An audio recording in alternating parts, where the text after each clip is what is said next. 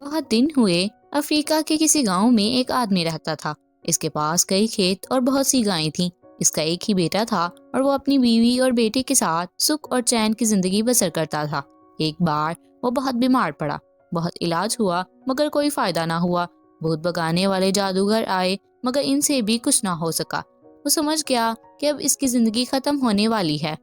جب اس کا بالکل ہی آخری وقت آ پہنچا تو اس نے اپنے پیارے دوست کماؤ کو بلوایا اور کہا، کماؤ، اس دنیا میں تو ہی میرا ایک دوست ہے۔ اب صرف تھوڑی سانسیں باقی رہ گئی ہیں۔ میرا بچہ بہت چھوٹا ہے۔ مجھے یہی فکر ستا رہی ہے کہ میرے مرنے کے بعد میری بیوی اور بچے کا کیا ہوگا۔ کماؤ بڑی توجہ سے اس کی بات سن رہا تھا۔ میری خواہش ہے کہ میرے مرنے کے بعد میری بیوی اور بچے کی نگرانی تیرے سپرد کر دوں۔ وہ ٹہر ٹہر کر کہتا رہا، اپنے کھیت اور گائیں بھی تیرے حوالے کر دوں۔ جب میرا بچہ بڑا ہو جائے تو میری یہ امانت اس کو دے دینا۔ اے میرے دوست، کیا تو میرے لیے اتنا کر سکے گا؟ کماؤ نے اس کا ہاتھ اپنے ہاتھ میں لے کر کہا، میں وعدہ کرتا ہوں تیرے بچے اور بیوی کو کبھی کوئی تکلیف نہ ہونے دوں گا۔ تیرے کھیت اور گائیں اس وقت تک میرے پاس بطور امانت رہیں گی جب تک کہ تیرا بچہ بڑا نہیں ہو جاتا۔ کماؤ کے جانے کے بعد اس نے اپنی بیوی کو بلا کر کہا، کماؤ میرا پیارا دوست ہے اور مجھے اس پر پورا اعتماد ہے۔ پھر بھی دنیا بری جگہ ہے، کسے معلوم کل کیا ہو۔ میں نے اپنے کھیتوں اور گائیوں کی تفصیل لکھ کر اس تعویذ میں بند کر دی ہے۔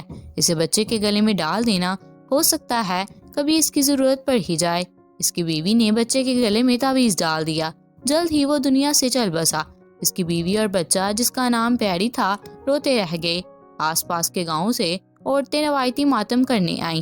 ایک بوڑھے نے مجمع میں کھڑے ہو کر مرنے والے کی خوبیاں بیان کی۔ دفن کے بعد سب اپنے اپنے گھروں کو رخصت ہوئے۔ کماؤ نے شروع میں اس کی کافی خبر گیری کی۔ ہر طرح سے ماں بیٹے کو آرام پہنچانے کی کوششیں کی، مگر رفتہ رفتہ اس کا برتاؤ تبدیل ہونے لگا۔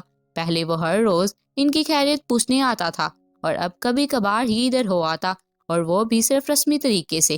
اس کے بعد تو یہ حالت ہو گئی کہ اس نے آنا بالکل ہی چھوڑ دیا۔ سال بھر میں بس ایک دو بار تھوڑی سی مکئی بھجوا دیتا تھا۔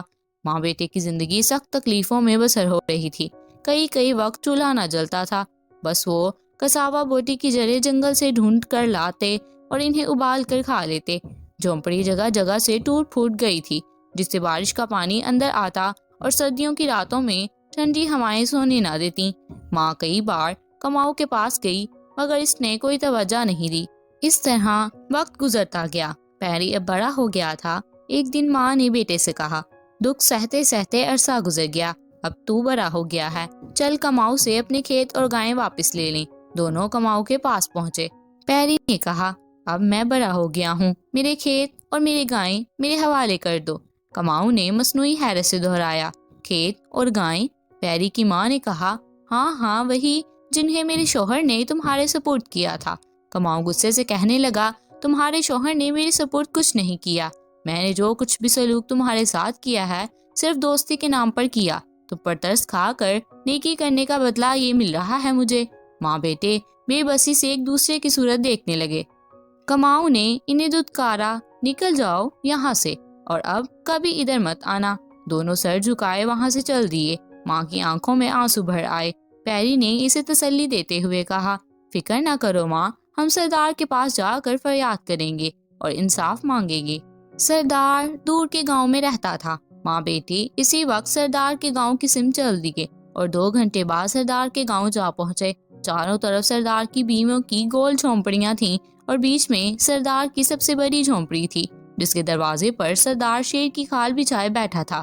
سردار نے پوچھا، کیا بات ہے؟ پیری اور اس کی ماں نے سردار کو ساری بات بتا دی۔ مشکل یہ تھی کہ ثبوت بھی جل چکا تھا۔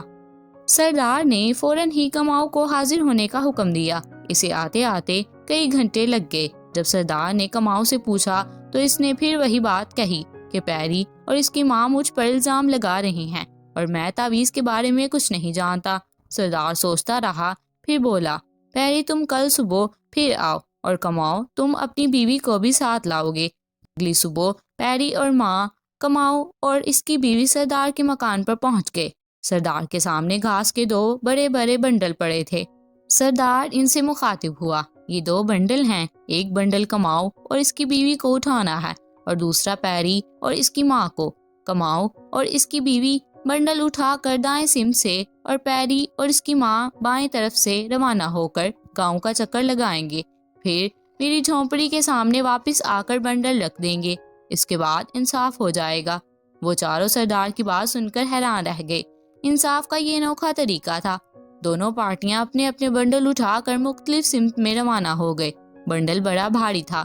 کماؤ کی بیوی جلد ہی ہانپنے لگی۔ وہ ایک بد زبان عورت تھی، جھلا کر بولی، تیرا ستیہ ناس ہو، کس مصیبت نے ڈال دیا، میری تو جان ہی نکل رہی ہے، اب اور نہیں چلا جاتا۔ کماؤ نے کہا، بس ذرا دیر کی تکلیف ہے اور پھر ساری زندگی کا آرام۔ یہ کیوں نہیں سمجھتی کہ کھیت اور گاؤں مفت میں ہاتھ آئیں گی؟ ذرا تیز قدم بڑھا۔ بیوی جل کر بولی، اگر اتنی تکلیف اٹھا کر بھی کچھ ہاتھ نہ آیا تو کیا ہوگا؟ کماؤ ہنس پڑا اور کہنے لگا، تعویذ تو میں نے جلا دیا، اب تو ماں بیٹے کے پاس کوئی ثبوت بھی نہیں ہے، جو بھی بنڈل لے کر پہلے پہنچے گا اسی کی جیت ہوگی۔ اب پیری اور اس کی ماں آپس میں باتیں کرنے لگے۔ ماں ویسے بھی کمزور تھی، بنڈل وزنی تھا، اس کی ٹانگیں لڑکھڑا رہی تھیں۔ وہ روتے ہوئے کہنے لگی، کیسا اندھیر ہے، اپنی ہی چیز پانے کے لیے کیسی مصیبت اٹھانی پڑ رہی ہے، یہ کیسا ظلم ہے۔ پیری نے حوصلہ بڑھایا، ماں آخر میں جیت سچائی کی ہی ہوتی ہے، ہمت سے کام لو، ہمارے کھیت اور گائیں ہمیں مل جائیں گی اور تمام دکھ دور ہو جائیں گے۔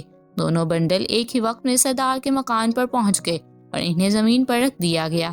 سردار نے کماؤ سے پوچھا، کیا اب بھی تم یہی کہتے ہو کہ تمہارے دوست نے کھیت اور گائیں کو تمہیں نہیں سونپا تھا؟ اس نے ڈٹائی سے جواب دیا، جی ہاں سردار۔ سردار بولا، دیکھو ان بنڈلوں میں سچائی اور انصاف بند ہے۔ یہ کہہ کر سردار نے بنڈلوں کو کھول دیا۔ ان میں سے دو آدمی باہر آئے۔ کماؤ اور اس کی بیوی کے چہرے فک ہو گئے۔ سردار نے ان دونوں آدمیوں سے کہا، تم لوگوں نے کماؤ اور اس کی بیوی، پیری اور اس کی ماں کی جو بھی گفتگو سنی ہے، اسے لفظ بہ لفظ بیان کرو۔